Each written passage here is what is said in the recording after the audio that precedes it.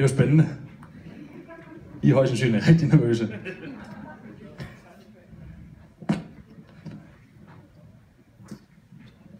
Jamen, sjovt nok, nu er en af de få, der ved det.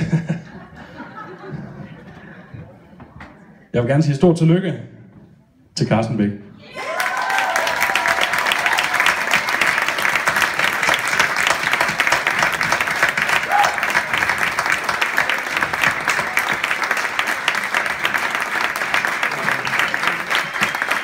Vil du sige et par ord, Carsten? Ja, tillykke.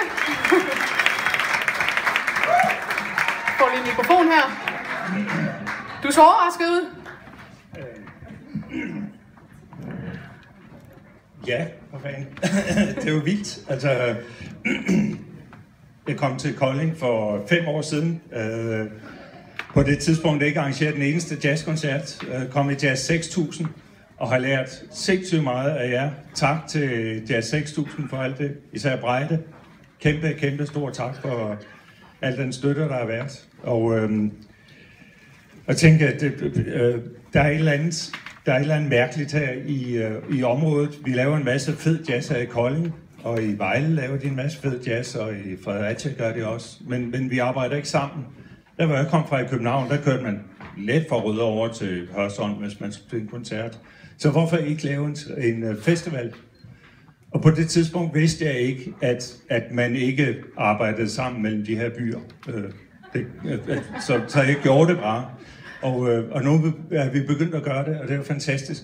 Så det her er ikke bare til jazz, men det er også til hele det samarbejde, der er i trekantområdet, og den store styrke, som den her metropol kan blive. Og vi har set, at i hvert fald i jazzmiljøet, der er jazz i trekanten, og hele området er blevet kendt langt ud over området i jazzkredse, som et sted, hvor det bare sker, fordi vi står sammen en hel masse mennesker om at gøre det, vi gør.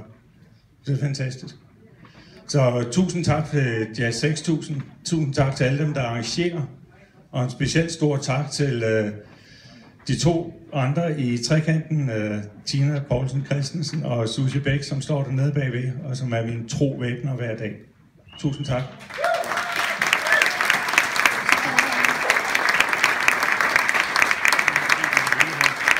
Så moralen vil være, hvis man føler på det, så skal man bare gøre det.